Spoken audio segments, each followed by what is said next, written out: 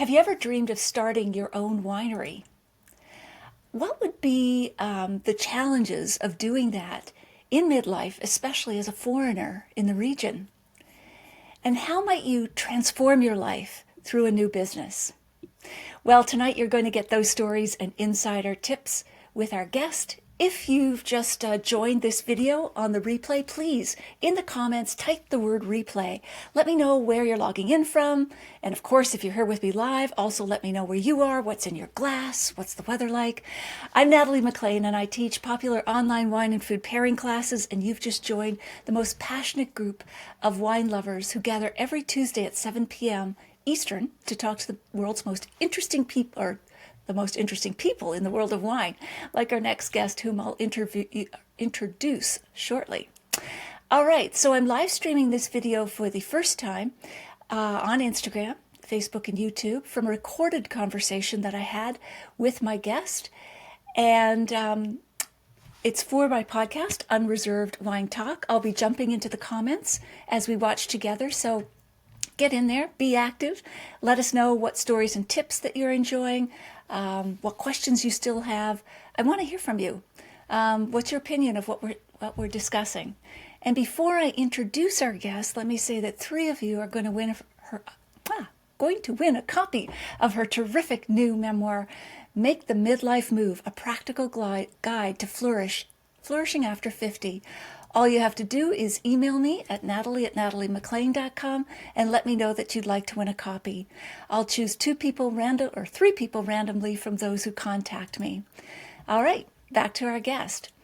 After an international corporate career in Paris and in the south of France, Sally Evans changed her life completely in her 50s. She founded her own winery in Bordeaux with no prior experience of wine. Her wines have garnered high scores and critical acclaim from leading wine critics and have been featured in Michelin-starred restaurants across Europe. Her international best-selling memoir, Make the Midlife Move, a practical guide to flourishing after 50, is an essential read for anyone who dreams of making a major life change. Sally provides a practical step-by-step guide drawing from her own experience and offering valuable insights and real-life examples, and she joins us now from her home in Bordeaux. Welcome, Sally. So great to have you here with us. Oh, thank you for having me. It's a delight. Thank you. All right.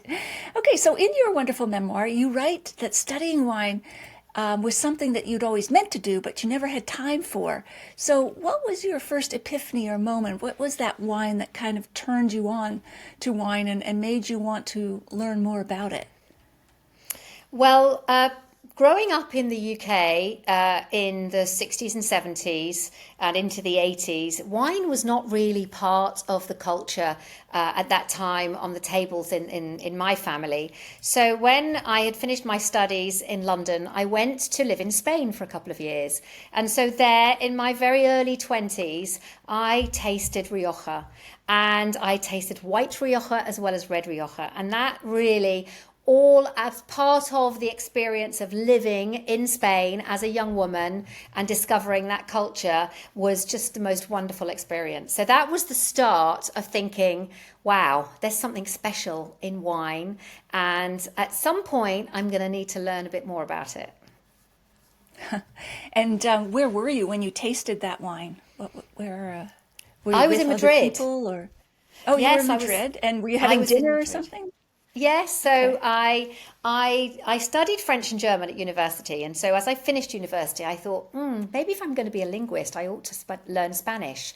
So I'm going to go to Spain. So without knowing anybody, I managed to find a job teaching English in Madrid, and I set off. It was before, obviously, mobile phones. My mum and dad waved me off, not knowing where I was going or how I was going to live. And I arrived in Madrid, and on my first night there, I booked myself into a hostel. And as I was phoning my mum on the payphone to say, I've arrived, everything's okay, a group of students and young people who were staying in the hostel saw me as the new English girl who just arrived. And they said, we're going out for dinner, would you like to come? And so off we went. And so it was my very first night in Madrid. And one of them, who knew quite a lot about wine, ordered the Rioja and gave me my first taste. So that was it, my first night in Spain. Magical night. Yeah, it was very So, special. so you were teaching there, you'd learned the languages, but tell us a bit about your previous career before you started and decided to do make wine, and what made you to make that jump into winemaking at age 52.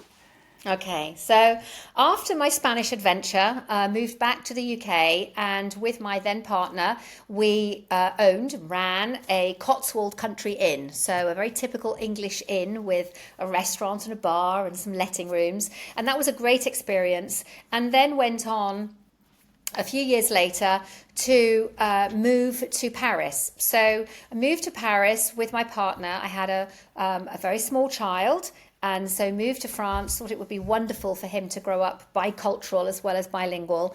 And so started my love affair with France. And while in Paris, I lived in Paris for nearly 10 years, I started working for a big consulting company in the marketing team. And I spent nearly 2 decades at that consulting company as a marketing director. And so I traveled the world a lot. I had a fantastic job, and I actually spend a lot of time away from my family because I worked long hours. That was the deal.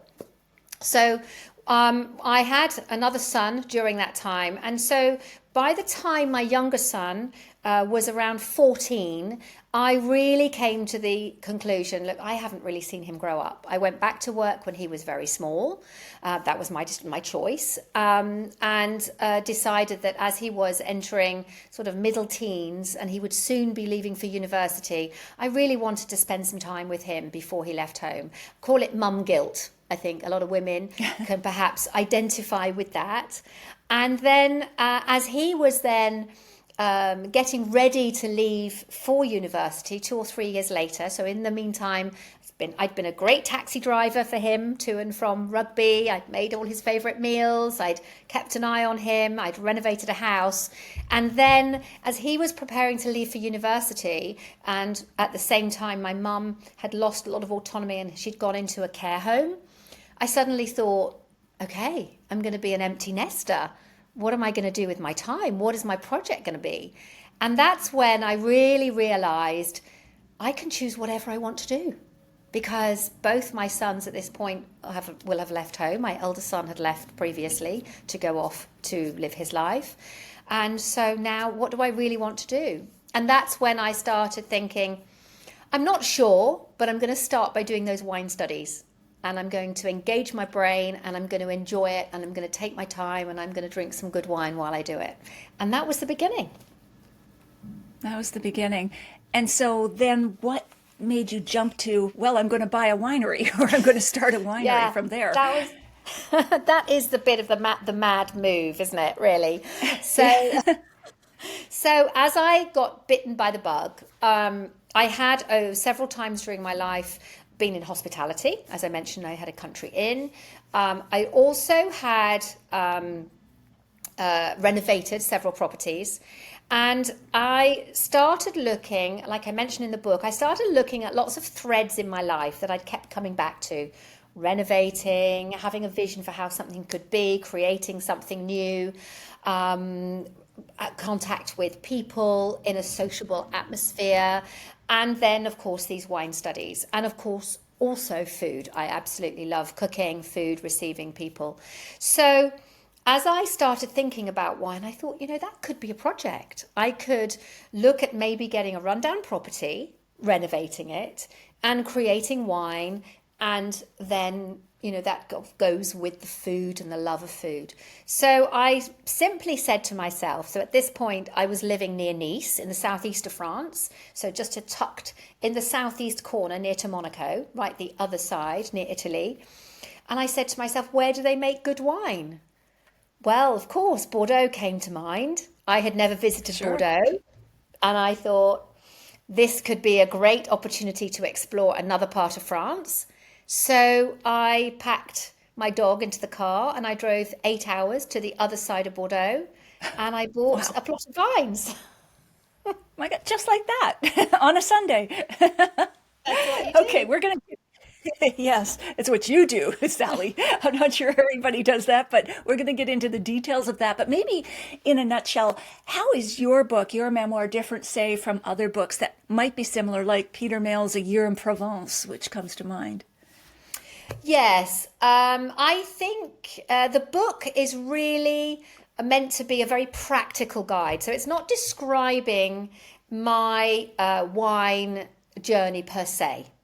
What it Okay. is really walking the reader through the steps from thinking, as I did when I started my wine studies, what do I want to do next? How do I want to change my life? What are the things that are calling me? Through banishing those fears of, oh my gosh, I can't do it, and through the various steps you need to actually make the change. So it's not about my life, but at the end of each chapter, I put in the prompts of what I did and my experience in that situation. So you do get a little bit of my story, but it's really for to help someone else in a practical way. Okay, great. And what was the most surprising insight you discovered while writing the book? You know, I have been surprised about how passionate I am that anyone can embark on a major new chapter. It all started when people were coming to visit and I was receiving them here in the winery and I was telling them a little bit of the story. And people were saying to me, you should write a book. Oh, I would love to do that, but I could never do it. And I would spend the rest of the visit trying to make them believe that they could. And I think you can probably tell in my voice, I'm a normal woman. I did this on my own. I didn't have a man, helping me or taking the lead. And I'm a normal woman with a normal background, and I didn't have tons and tons of money. And I really feel passionate that normal women can really make a big midlife change. Wow. And what's the most interesting thing that someone has said about your book since it's been published? Oh, well, I've had lots of compliments, obviously. I think the nicest thing perhaps is that people say that reading the book is as though I am standing there in the kitchen just chatting to them. I want someone to feel that I'm there as a friend. But look, I've done this, maybe you could try that, rather than some kind of authority. And I think that's a nice thing to feel, that people feel that. Great. Absolutely. That's the connection and feeling like you're not alone. What was the most difficult part of writing the book? I think probably finding a title, I think, is very hard because I think when you're doing a book, you are so in it, you know exactly what the book is about. So actually trying to translate that into a title that will mean something. And I had so many titles. I'm not even sure I came up with the exact title, but that took me a long time. It took me almost as long as writing the book. Was there a fun one that you discarded that might be bizarre or Um, something? no, I was trying to definitely play on the alliteration, make the midlife move. There Right. were some that were far too long because I was trying to be Okay. really explain it all. Um, but no, nothing. That was probably my hardest bit, definitely. Yeah, well, it's a title that suits the book for sure. It does explain without being overly explanatory. Um, so let's go back to where you started. And because we have a range of listeners on the podcast, from complete beginners to wine to quite knowledgeable folks, draw us a mental map where Bordeaux is in France and then where your region is, Fronsac, where that sits. Okay. So Bordeaux is in the southwest of France. When you look at France, it's like a big hexagon, and you've got the United Kingdom to the north, and you've got Spain sort of down to the southwest.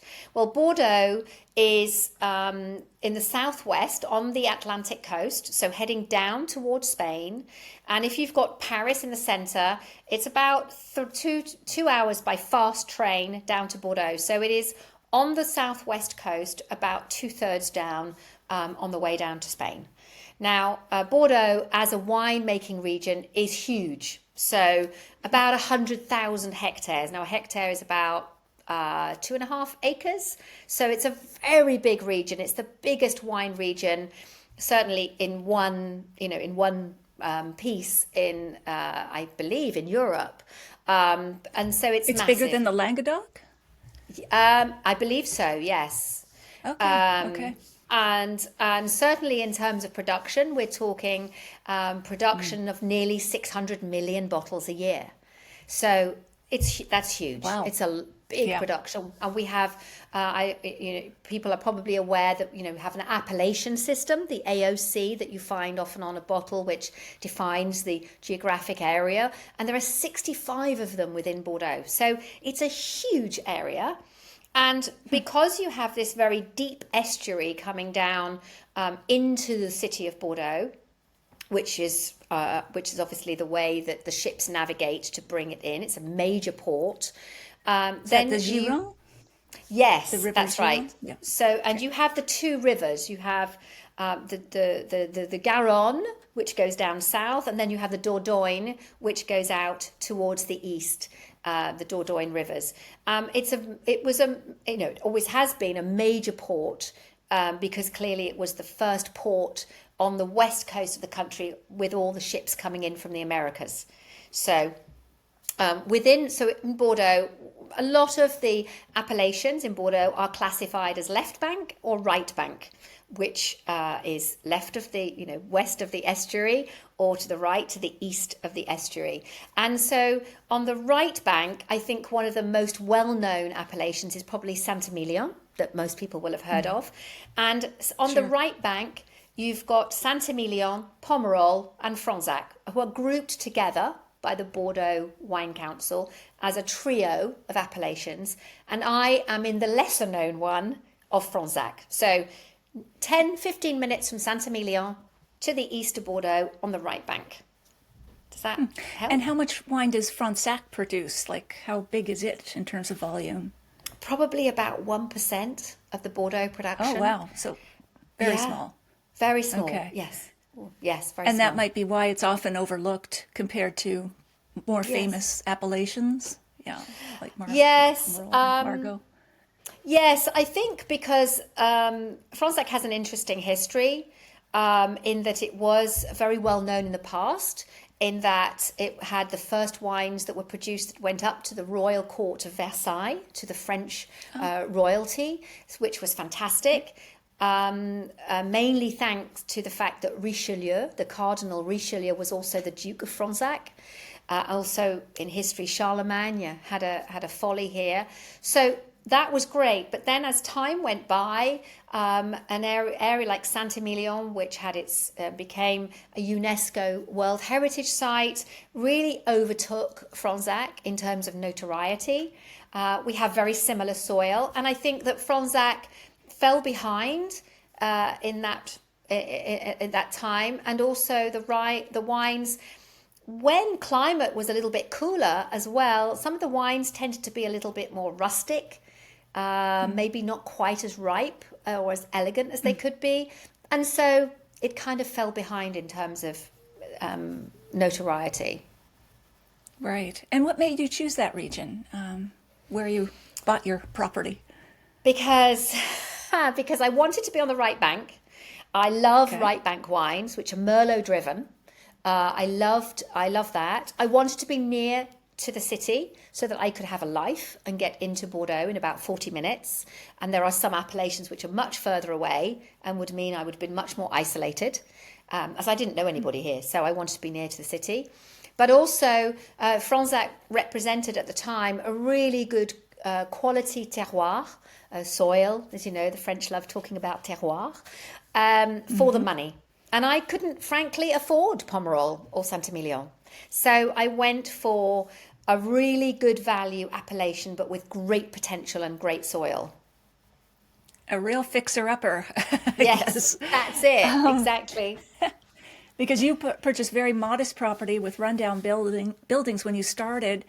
Do you think that was actually beneficial to your journey, that you had to start with those constraints, or what's your take on that now?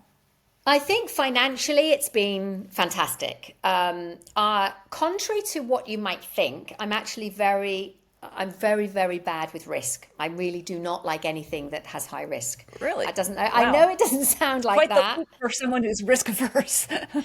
So So from my perspective, what I did was I bought a plot of mature vines, 35 years old at the time. So beautifully mature vines. They belonged to another chateau who was trying to sell off some land, and then some dilapidated buildings. And the fact that I could add value to the house. So I bought a worker's cottage that had workers in for a long time, so it was very run down. A tractor barn, which basically just housed materials. It had no door on it. It was just a big barn with a big open doorway.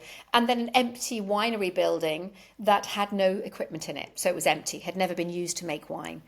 So the fact that I could add value by renovating the house was really important to me, because I had in my mind, look, if this doesn't work out, you renovate the house, you continue your wine studies, you love being in Bordeaux for a short while, but you can always sell it and get your money back from renovation that you've done in the house. So that was a really important factor when I bought it, yes. Wow, wow. And now, Chateau George 7, the name of your winery, is an unusual name for a French vineyard. What's the story behind that, and how did the locals react to that? Well, yes. So in French, it's Chateau Georges 7, so number 7, Okay. and in English, Chateau Georges 7 or Georges 7. It is an unusual name. So I wanted a name. So I had my marketing hat on. I wanted a name that had where I could get the .com, a URL, which we know is very important these days. So I wanted to be sure to be able to get the .com. And I also wanted something that reflected what I do here. So as I sat down with my piece of paper and looked at my really dilapidated, uninspiring buildings, but I looked at the most beautiful view and the wonderful old gnarly vines, I thought, okay, what I'm going to do here is a combination of old and new. So George represents an old traditional name. It works well in English and French, George. And 7, written that way rather than no Roman numerals, is more modern, is more forward-looking. And the next King George of England will be George VII. So it has a little nod to my British origin. But also, when I lived in Paris, I worked in the Avenue Georges V. And so the Georges V, Georges VII, I felt was a nice little combination, bringing it all together. You really do think about titles. Wow. If I write another book again, could you consult, please? That's great. I love it. Yeah. So you also write about making a lot of rookie mistakes. Maybe you can give us some examples of those. Oh, thank you for bringing that up. Yeah, yes, I've made a few. I've made quite a few. One of the early mistakes was when I bottled my first wine. We had ordered some magnums, so I wanted to do bottles and magnums as well as half bottles and bottles. And unfortunately, and you buy the capsules to go onto the top of the bottle, like this, like you have on the top of the bottle. Okay. And little did I know that around the outside of the magnum there was a band of glass, which meant the capsule wouldn't fit. So I went running around all over the countryside trying to find capsules, and I don't know how who else buys those magnum bottles, but the capsules don't fit them. So I ended up having to wax my magnums, put wax around the top, because I can't find capsules that fit. And when I was told, okay, well, you just get a pan and you just put some gas burner and you just start dipping in the wax, and I was like, oh my goodness, I can't keep the wax a constant temperature. So I went on Amazon and I bought a leg waxing machine.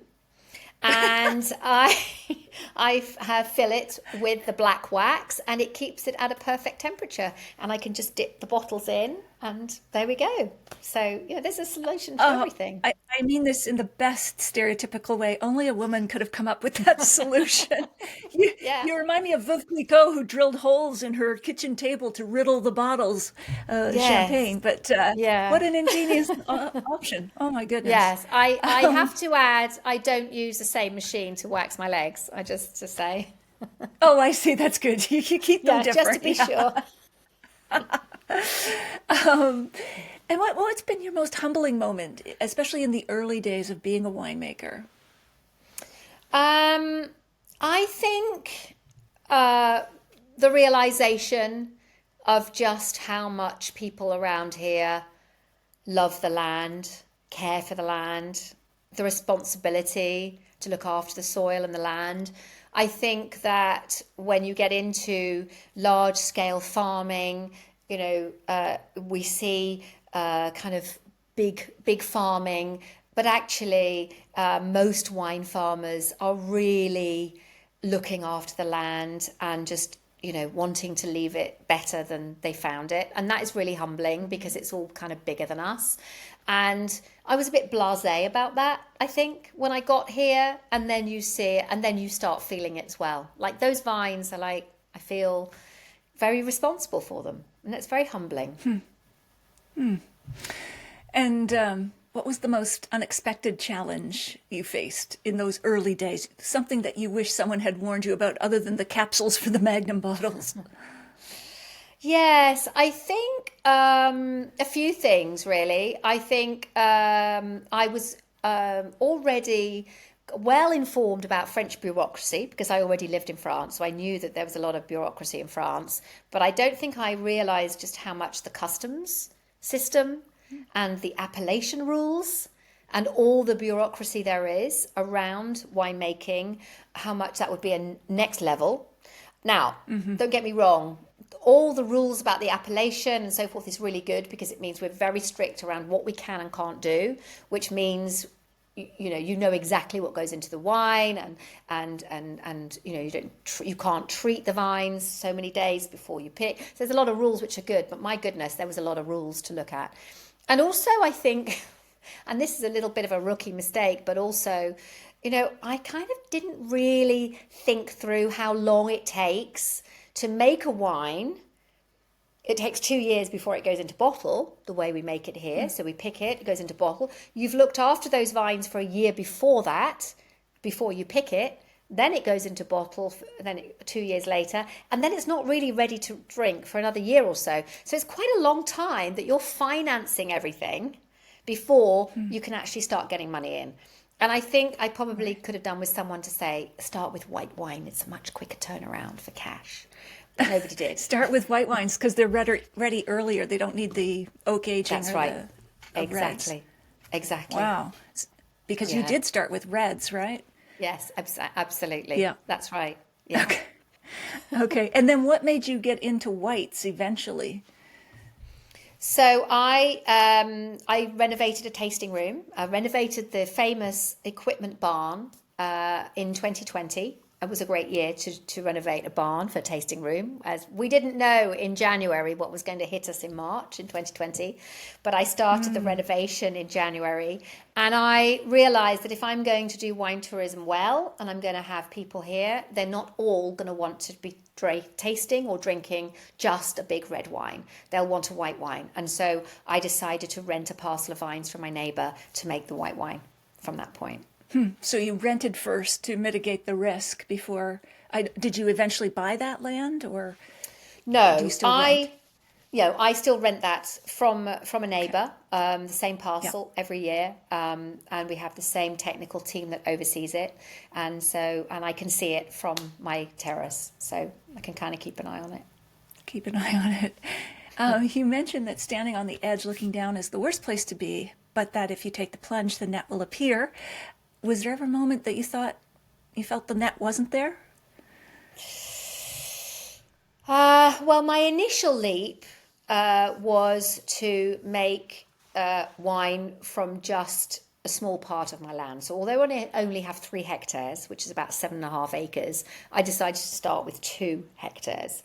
And so that was kind of my net I had put in place. But after that, I think it's really every time I've done a big investment, I have thought once I've made the decision, the decision might have taken me a while, but I think once I've made the decision, I've kind of said, right, you've got to go for it.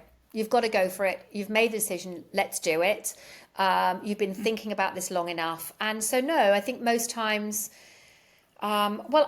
making a big financial decision has always been hard, but I feel that the net has always been there and I've made the right decision and I've gone for it. It's been half doing something is not worth doing it. Put it that way. It's true. Just sliding down the slope, that's kind of hard. But you also write about the imposter syndrome which I think lots of us feel, especially as women. Did you ever feel that? And how did you deal with it if you felt that? Yes, I have. Yeah, and I think that is a very female trait. I have felt that. I think when I made my first full vintage, 2018, when I got a 94 points for my first wine at the Decanter World Wine Awards, I started thinking, is that right? Did they get my wine? It can't be this easy. So my first wine got, that great score. And I also got picked up by an importer in the UK with my first wine before I even had it. It was finished. So yes, it's that lots. And even now, I'm much better with it now because I feel I've earned my stripes, as it were. But yeah, absolutely. Thinking, hold on a minute. I'm not sure that's right. Yeah. So what advice do you have for women who feel that imposter syndrome? Is it just fake it till you make it, or what do you advise women to do? I think that when I did get that 94 and I had that feeling, I did actually talk to the people who advised me around making wine, to external consultants here in Bordeaux. And I sat down with them saying, I'm not sure, have I earned this? And then we went through what we had done and what I had invested. And they said, do you realize what you have invested in? Those barrels that actually mean that you can start the complexity of the wine early on, which has added, to this wine at a very early age. The terroir, the investment you're putting into the soil, and actually talking them through with them. Then at the end of it, I came out thinking, yeah, why didn't I get 95? Good for you. Yeah. But that's good advice. So you had what I call a kitchen cabinet, a people advisors, trusted advisors around you who can help ground you literally. But also if you just look at the facts, like instead of conjuring up stories in your mind about this be this way or that way, if you stay with the facts and the work that you've done, then you can own, I think, those achievements.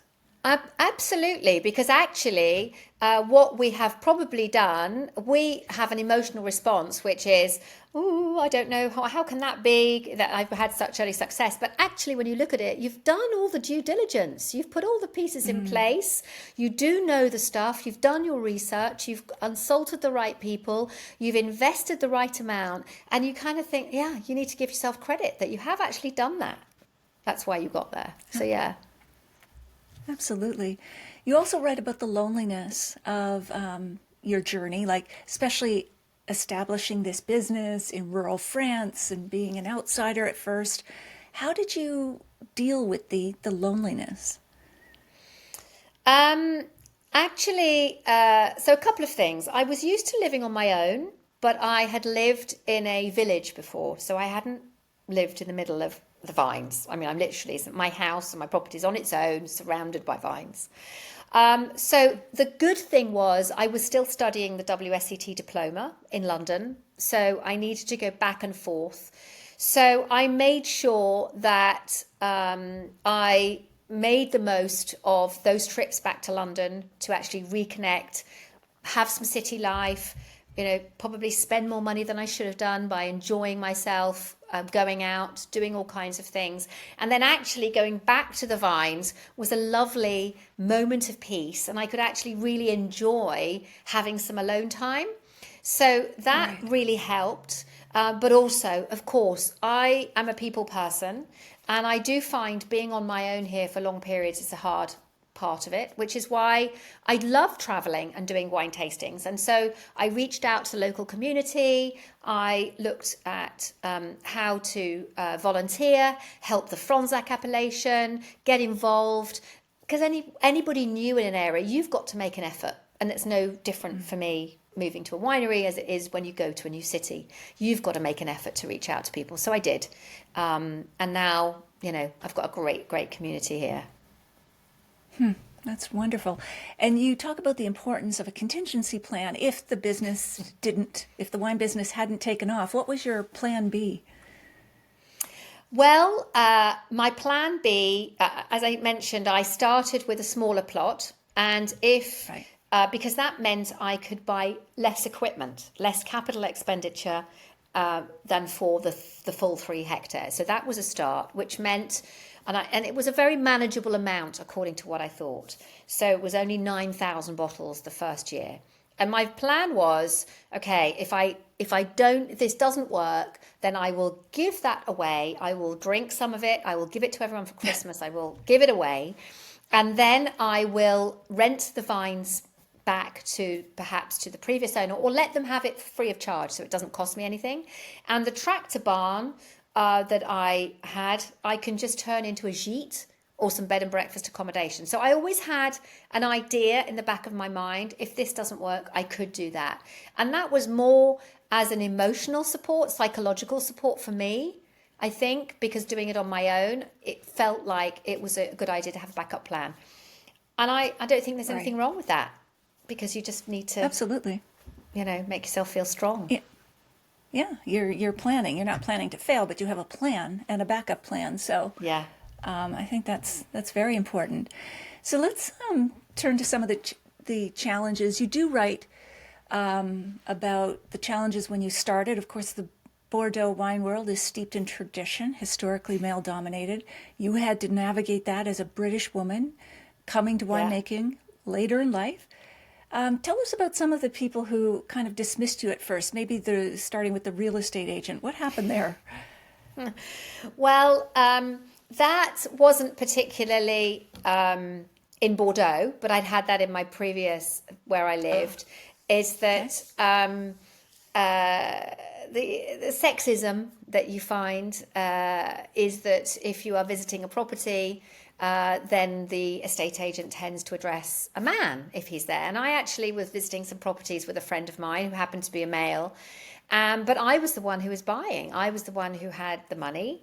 And the estate agent just completely ignored me and only spoke to the man about the plot size and about the energy and the rating and all the various things. And it was just laughable because I was the one who kept asking questions, but the answers were given to the male until my friend turned around and said, well, actually, I don't know why you're talking to me because I haven't got any money. She's the one with the money. So, you need to talk to her. But it was automatic that they would talk to the man. But another really funny one was when, well, it's not funny. I mean, it happened again 2 weeks ago. Unfortunately, a lot of lorry drivers tend to be quite macho. And when obviously they know about driving their vehicle, but having had a lot of These lorries are truck drivers. Here, lorry is truck your British drivers. term, right? For truck. That's right, yes? lorry. Yeah, confirming. Yep. So obviously now that I have been making wine for a while, I've had a lot of trucks come into my property and I know exactly where they can turn, the biggest ones, and how is best to maneuver based on what I've learned from their other peers in their industry. But will they listen to me? Absolutely not. And one of the early ones who came in, I was outside weeding or doing something with the pots, and I started telling him, well, if you can move over there and then you could, and he completely ignored me. He didn't want to talk to me.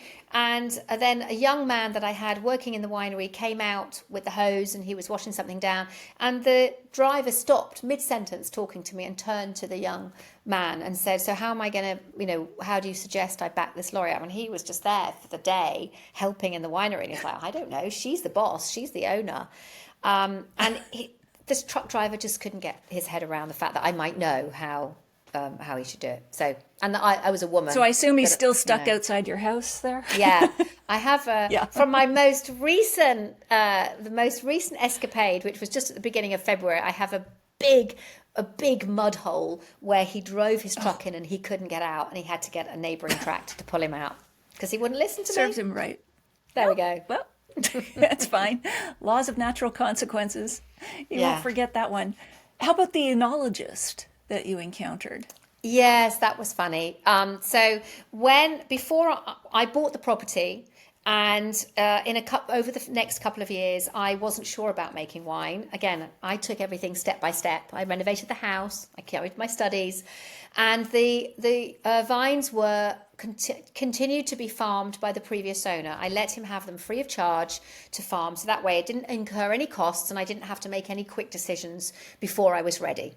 And so he carried on farming the vines. And just in a couple of years later, when I was starting to think about taking over the vines, an enologist drove up and he said, "Oh, I live in the nearby village. I hear that you're looking at making wine. I can help you." Well, it was clear that I started explaining what I wanted to do and what I was thinking, and it was clear that all he could see was Euro signs. And he actually said to me, "Can I speak to your husband about the wine?" And I said, "Well, no, I don't have a husband." And I said to him, "I really don't need your services. I'm not." And he turned around and said, "Well, I don't like working with women anyway. You're far too emotional." And off he went. And so, I saw him coming. So off he went. But yeah. Oh, he sounds like the emotional one. You also talk about ageism. What advice do you have for someone who feels they're too old to start over? Whether it's in wine or any other field, because you had to deal with that as well. No, you're never too old. Absolutely not. So ageism, I think wine is actually a wonderful industry because it isn't ageist in most sectors of it. So, for example, in the area of wine production, of wine tasting, being a wine critic, being a wine writer, it's all about your palate. It's about what you know. It's about what you can do. And so I think that is what's so wonderful about wine.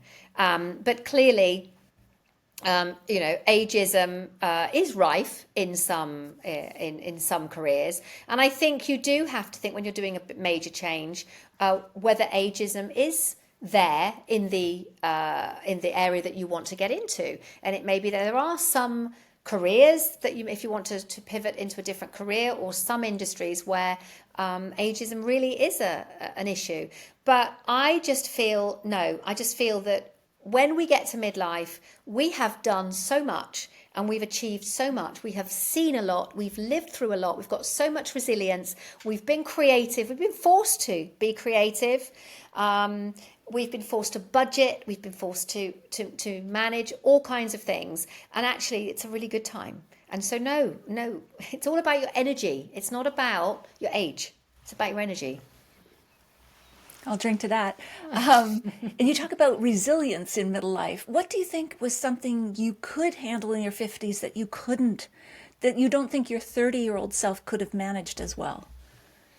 Well, coming back to those things, that how much more we have lived through and got through. And I think that's a very comforting fact, because as you look back at what you've had to deal with, it could be financial stress that you've got through and you've worked through, or a breakup of relationships, or aging or dying parents, or illness of close friends. When you think about what you've got through when you get to your 50s, that's also made us really, really strong. And I think, we kind of realize by that stage that we're probably better at looking at the big picture.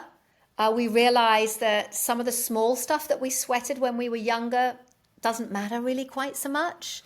And also we probably care a bit less what people think. We're probably in our 20s and 30s still worried what people think. And we get to 50s and we're like, hey, who cares? I'm going to do what I think is right. And I don't really give a damn what they think. That's great. If I had a glass of wine, we'd be toasting multiple times by this point, Sally. So your winemaking journey started with the 2017 frost that devastated much of Bordeaux. Looking back, do you think that harsh beginning shaped your approach to winemaking? Absolutely. So 2017, as you say, especially here on the right bank, it wiped out most of the vintage. So I was still living in the southeast of France at that time. The previous owner had just pruned the vines, and then in April he rang to tell me that the frost had destroyed everything. So that was actually the moment that we decided to cut our contact between, not contact, but our relationship in terms of him using the vines. And I said, look, I'm going to take the vines back. Until that point, I think he had thought I would make wine with him. I'm going to take the vines back, and we're going to take the few grapes that we've got from this year, and we're going to test our winemaking technique. So with the two external consultants that I had met in the spring of 2017 and had been planning with, we then said, okay, this is a perfect opportunity. We will take the grapes we have. I will buy 3 500-litre French oak barrels. So 500 litre is double the size, more than double the size of a normal barrel. So beautiful big barrels. And we will ferment the grapes in those barrels directly. And I put over a plastic tarpaulin over the top and some heaters underneath. And I turn the barrels 3 times a day to mix the skins with the juice to get the tannins and the extraction of the flavours and the colour. And we tested that winemaking technique. And so while now we have barrel rooms and we have thermoregulation, that was the first start, because in a bad year, when you've hardly got any grapes, we made a decent wine. And that proved the process. And perhaps I might not have had the courage to invest in all the big barrels I needed if we hadn't had a test run with 3 of them. So that was a really good example how in midlife, we have that capacity to look at something that looks like it's a really bad something that's happened and actually turn around and make something good out of it, because we've done that probably quite a lot in our lives by then. And I think that's really important in midlife, at any time, but at midlife, where maybe easier for us to do it, to turn something good out of bad. That's a great turnaround. Yeah, to look at a disastrous frost as a way of testing and doing a small scale test and learning, and then getting up the ramp more quickly on that learning curve. Wow. So now you also discussed your approach to sustainability when it comes to winemaking, and your decision not to pursue organic certification. Why was that, and how have customers responded? So I have been very fascinated by sustainability right from the start, because coming at it from the outside, I sat down with the person who advises me on wine production and said, right, tell me about sustainability. Let's start from scratch. And coming in from outside of an industry can sometimes be an advantage, because you ask all the dumb questions. No one expects you to have any answers. You can sit there and just be I was the dumb blonde old lady who was asking all these questions, but it meant I could really go at it with a very common sense approach. So for example, organic is the label everybody knows. And it's obviously very attractive, and there are a lot of markets where there's a lot of pressure put on winemakers to have that label to be able to sell their wines. But when I went into the nitty-gritty, Bordeaux is a very wet region. Okay, we get a lot of rain. We get 950 millimeters of rain. So mildew can be a real issue, which means we need to do treatments against mildew. But the only organic treatment allowed in France currently is copper. So copper, which is naturally occurring because it's not a man-made product. But copper, unfortunately, if you use too much of it, actually is toxic for the soil. It can make the soil infertile. So I started saying, well, hold on a minute. We can't use much copper because we don't want to spoil the soil. And how can we protect against mildew? And it became really clear that in a very wet climate like Bordeaux, in a very wet year, some years are dry, which is fine, so we don't need to do any more than spray a little bit of copper. But most years, I would say 8 out of 10 are quite wet. And so spraying copper, the problem with copper, it washes off when it rains. So you have to keep on spraying. So because the second most impactful on the carbon footprint of a winery is the use of diesel, the more you use tractors, the more you're polluting the environment. So it doesn't make sense to me to use more tractor time to pollute the environment when actually we've got a really good treatment which is based on a natural molecule from the plant, which has been reproduced using technology and will enable us to reduce the amount of treatments, the amount of fuel. So I just said, well, this makes common sense. And Anthony, who was advising me, said, absolutely. But some people believe that it has to be organic. Now, when I have people here at the vineyard and I explain that to them, they all go, absolutely, this is common sense. Use that treatment, which has its origins from the plant. It's reinforcing the natural defenses of the plant. And it is actually allowed. I know I had Paso Robles winemakers here last summer, and they told me that in their organic standards, they were allowed to use those treatments. And you can in Portugal, and you can in Germany. So they're as near natural as possible. But it means I don't get organic status, but I think it's better for the environment. So I can sleep better at night. So that's fine. And what's the treatment called? It's a biocontrol product. So these are biocontrol, where they, as I say, they've taken the natural molecule from the plant and then they've reinforced it and concentrated it using technology, goes back on the plant and it goes into the plant. It is systemic, but it is a small addition of something which is not natural that technology has given us, which enables us, I believe, to be more holistically sustainable. Okay. Is it called Roundup or? No. Like that? No. That is for weed killer. We don't use any chemical weed killer. We use no insecticides. So, but it's taking the equivalent that I use is, when you're getting an itchy throat, that that you're going to get a cold or and you need vitamin C. So instead of sitting and just eating oranges or sucking on lemons, maybe what you do is you take one of those fizzy orange tablets that you can get in the chemist, which has concentrated vitamin C in it, to be able to reinforce your body to fight the disease. And that is what we do with the products. There are different brand names based on who has produced it, but basically it's taking the natural molecule and going to the plant. Here's your vitamin C that you need to fight that mildew. Not that vitamin C fights mildew, but you get my drift. Yeah, I get it. So when you presented your first wine from the 2018 vintage En Primeur, which is the annual prestigious barrel sample tasting in Bordeaux, where critics rate the wines and buyers are deciding what they're going to purchase, tell us how that felt, because that's a lot of pressure. Maybe describe the scene and what you were feeling.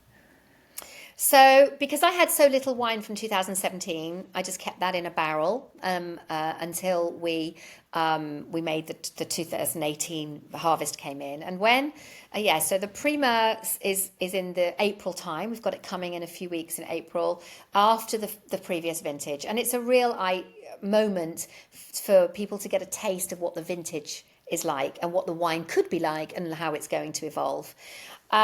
I hadn't realised at the time what a big deal it was to present your first wine en primeur. It is mainly the top chateaus that present en primeur. The idea is that it's a futures exercise, and then the buyers will buy the wines,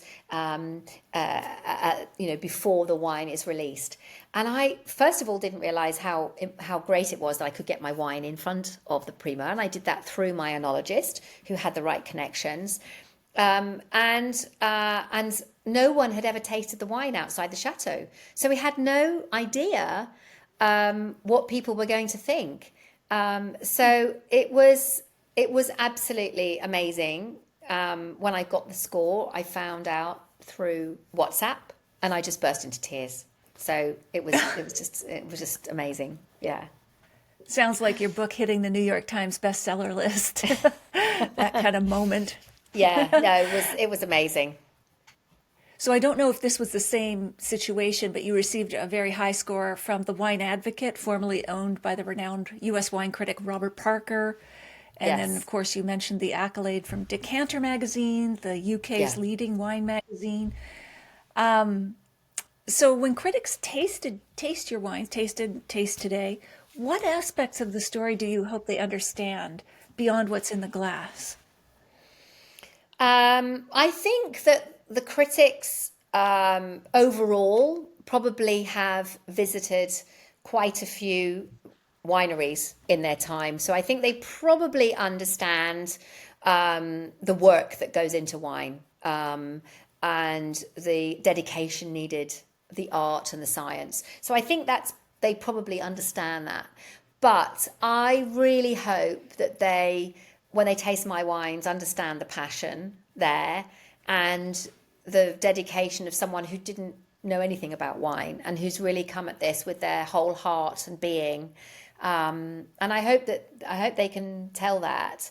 I certainly feel from the wonderful tasting notes I get that they seem to appreciate it. But yeah, the passion behind it, I hope they can feel it. Yeah. And of course, you talk about the importance of this recognition for building credibility for the wines. But beyond scores and medals, what other forms of recognition have been most meaningful to you as a winemaker? I think where experienced winemakers and masters of wine have got behind my wines and promote them, but also believe in them and recognize them. That has been because, masters of wine spend years getting that qualification, and they really are people who know a lot about wine. So it's a bit like a master sommelier, that they getting behind it means a lot. And my local neighbours too. Very much one of my neighbours one evening when we were presenting our wines locally, he said, I'm in French. He said, I really admire what you've done. I really admire what you've done. And that means a lot for a sort of simple wine farmer to actually say that to a British woman, that meant a lot. Yeah. And also, clients who want to buy my wine and share it with friends, that means a lot. When I'm talking to them and they're here and they're all excited and saying, oh, I want to get bottles at home because I want to take it to so-and-so because I think they'll love your story. That means a lot too. That's great. And you write about being sworn into the Commanderie du Gentilhomme and Gendarme, gentle women and men of Fronsac. What was that? What was that process? Well, it's quite amazing, actually. So this is it's a group of people who are long-standing in the appellation, who represent the appellation, and you get your red cloak that you wear, and you get a big medal around your neck, and you have to swear to uphold and defend and promote the wines of Fronsac. I'm surprised there wasn't a sword at the ceremony somewhere, but no, it was just a big medal and a cloak, and we all sworn in to defend and support the wines of Fronsac, and then you drink like it's a huge bowl of wine that you drink from. So yes, it was a really very special evening. And I think that was the ultimate recognition that for what I've done for the appellation, despite only having a very small domain. So it was very special. You're finally welcomed in. Yeah. So you have a background in marketing, not in product sales. So what was the steepest learning curve in learning to sell a physical product like wine? I think my previous background, as you say, had been in services and had been in technology services. And I think it was actually a real pleasure, but it was thinking about all the aspects, because clearly I was thinking about how it's going to look on the table, how it's going to feel, the weight of the bottle, how I'm going to get across the story that I want to, how I'm going to communicate to the consumer to make them want to share it. So all of that is something that I just hadn't had experience with.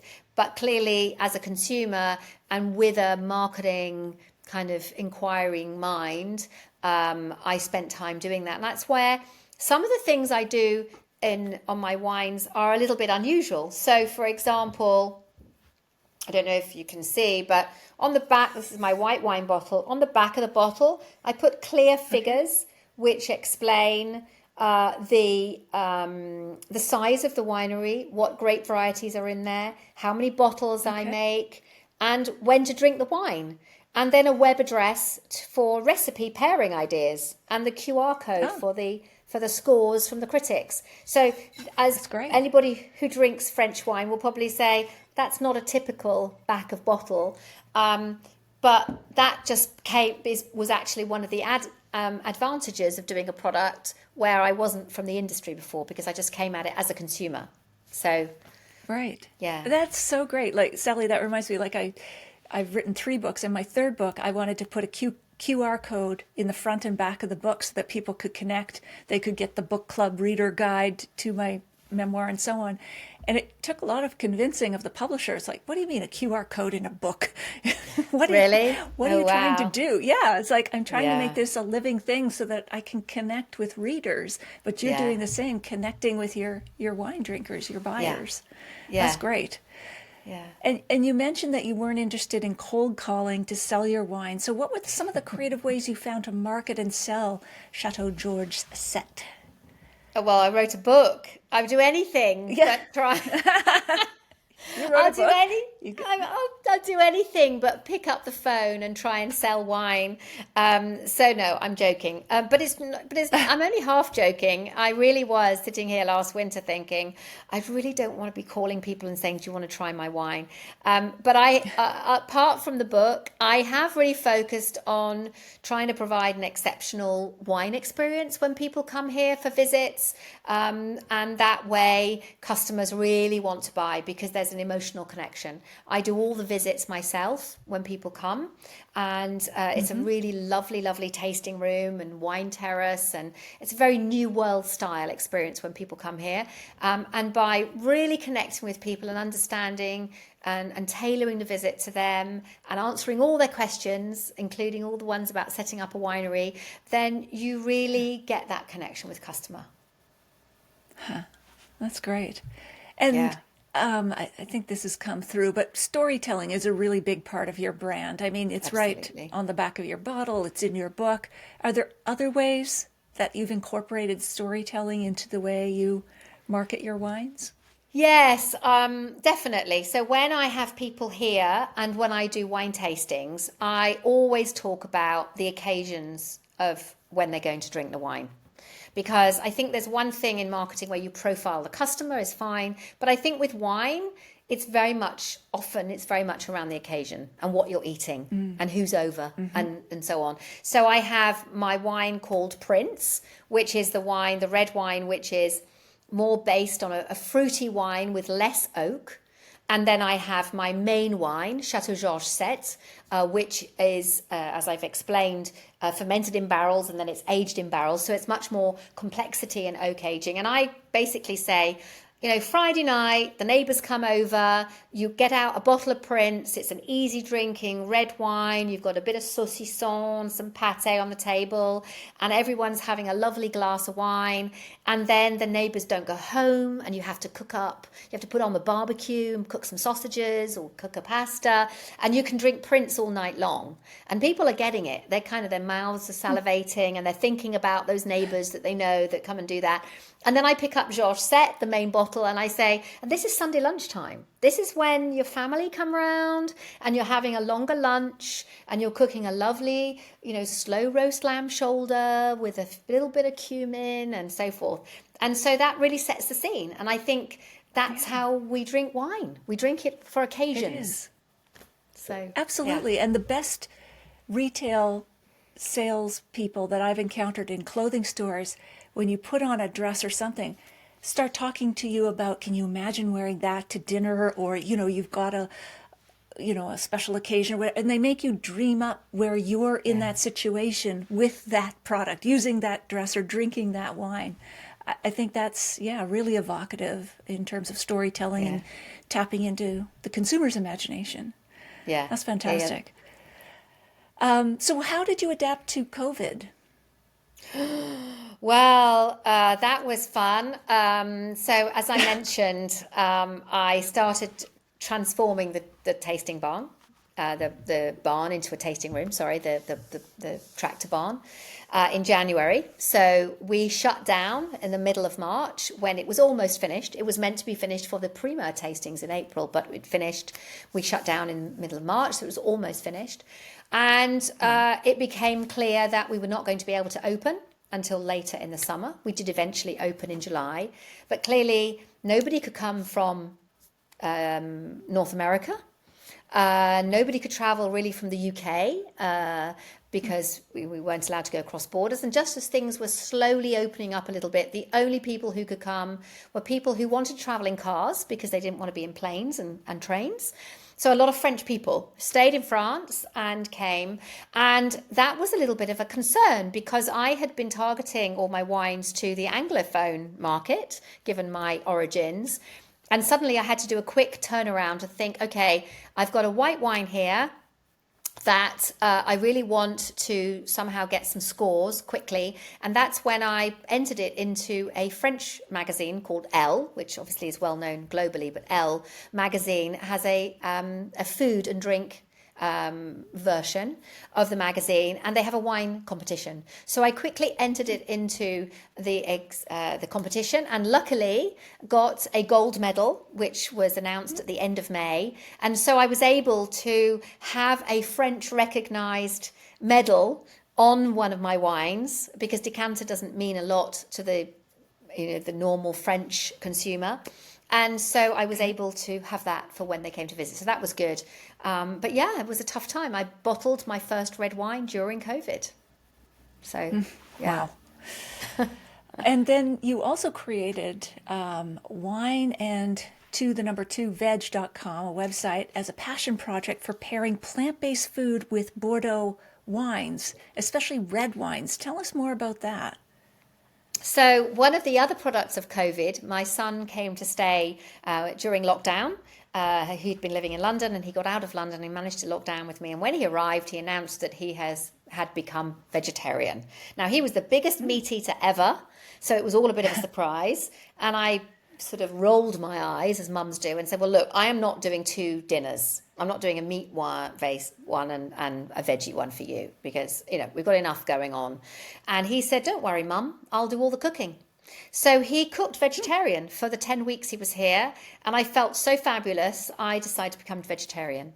And then, of course, as you look at most red wine bottles, so I bottled my first wine that summer, the COVID summer 2020, and you look at the back of most red wine bottles, especially from Bordeaux, it says drink with red meat.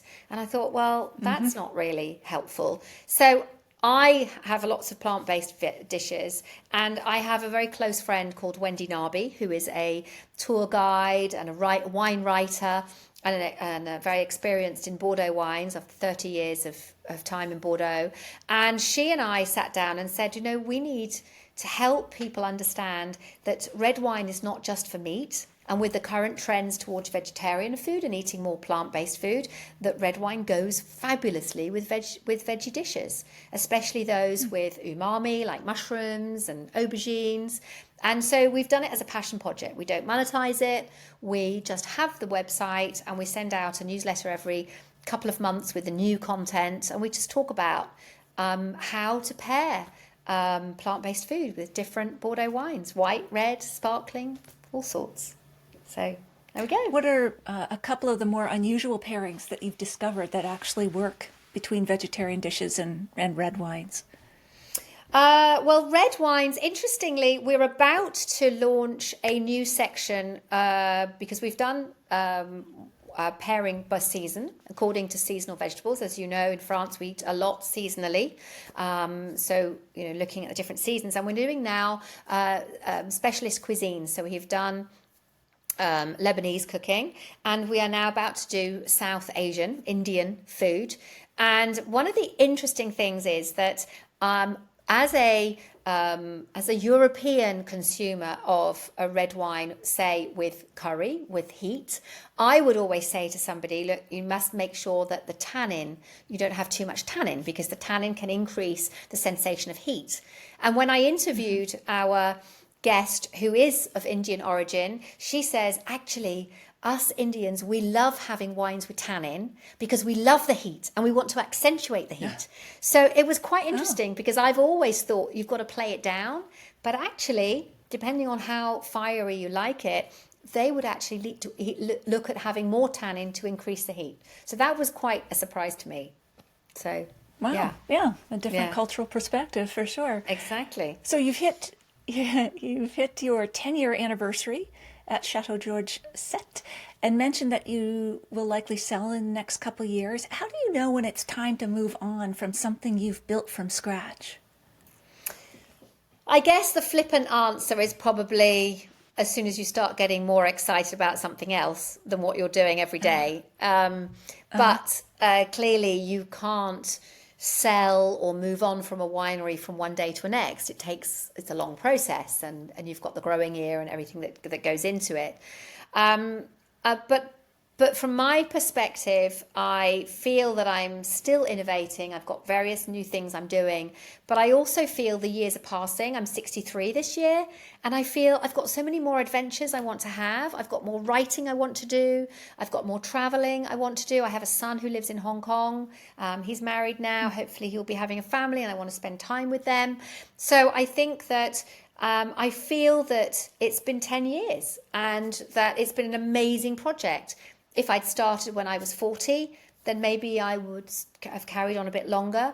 But I just feel I've done a lot, and I want to also leave while I'm still enjoying it. I don't want it to drag me down and it to be, become drudgery. I don't think that will happen to me, but, I don't want to get to that anyway. I'd rather quit while I'm, on a high. And what is the one thing, or maybe there's several, but what is the one thing you'd like to accomplish before you sell the winery?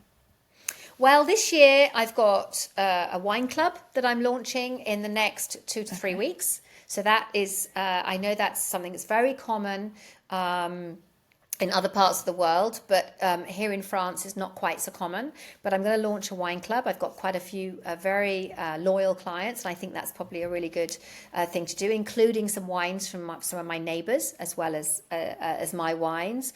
I've got a new wine that I made in the 22 vintage as a homage to the Queen, because she died in 2022. It's called the Royal Reserve. It's Or de Georges, I mean in gold. And the word gold is OR in French, and that is in the middle of the name George. So it's I'm going to launch that this year. So those are a couple of things that I really want to do. And that's I'm definitely going to do that this year. So if I'm still here this time next year, which I probably will be, then I'll have thought of some new things to do as well. Because every year I launch something new. Terrific. You also referenced the gold medal phenomenon, how people feel lost after reaching a big goal.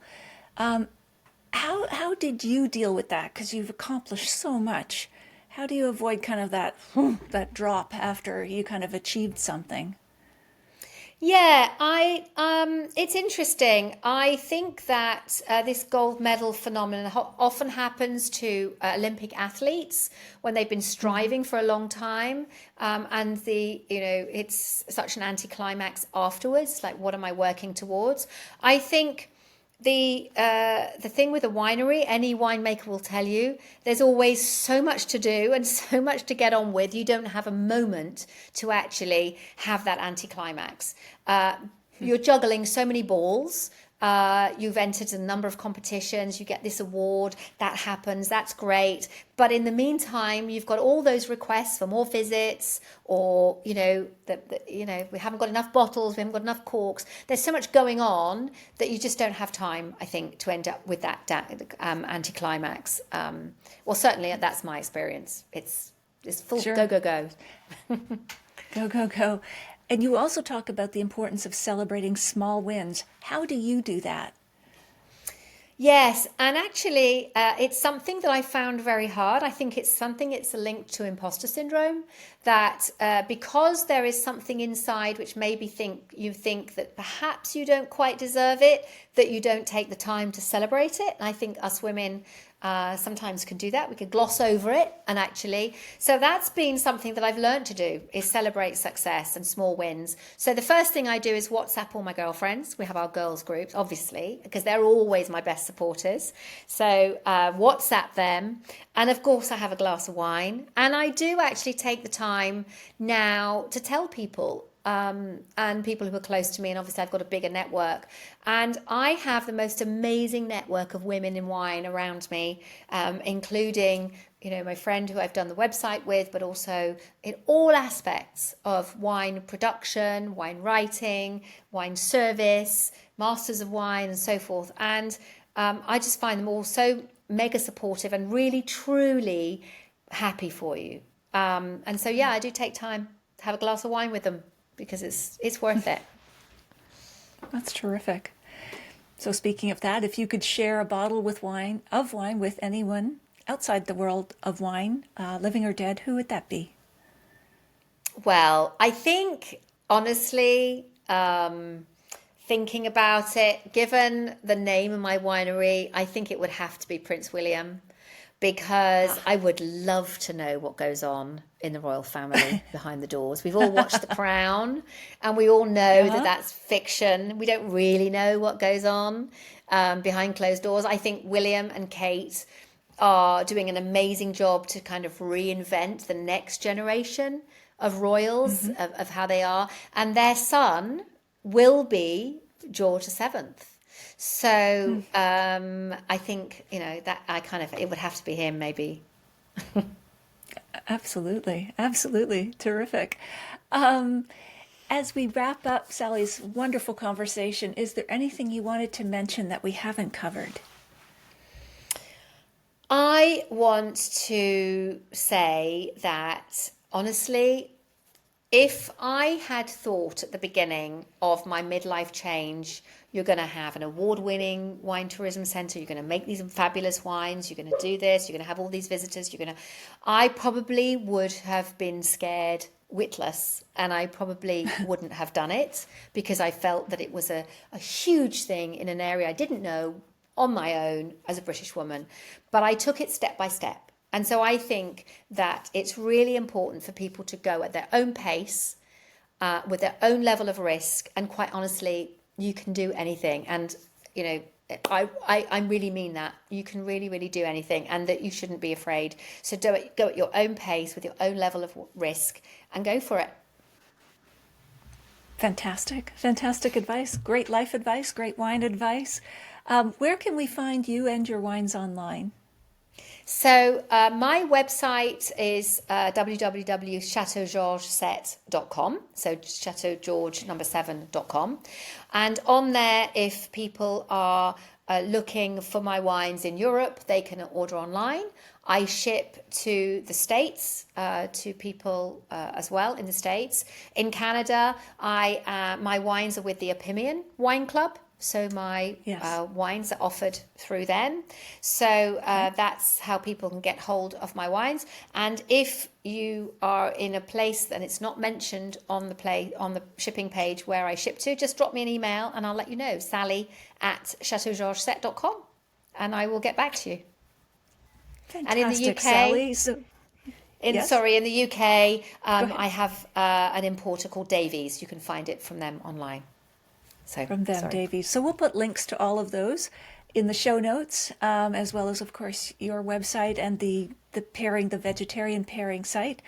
So, Sally, don't log off, but I'm going to say cheers for now. This has been a wonderful, wonderful conversation. Thank you so much for spending your time with us. Thank you. I'm going to say cheers, and I'm going to have a glass of wine. Cheers. I've got a tea mug. All right, Sally. So lovely to meet you. Thank you so much, Natalie. I really appreciate it. Great to meet you too. All right. Cheers, Sally. All right.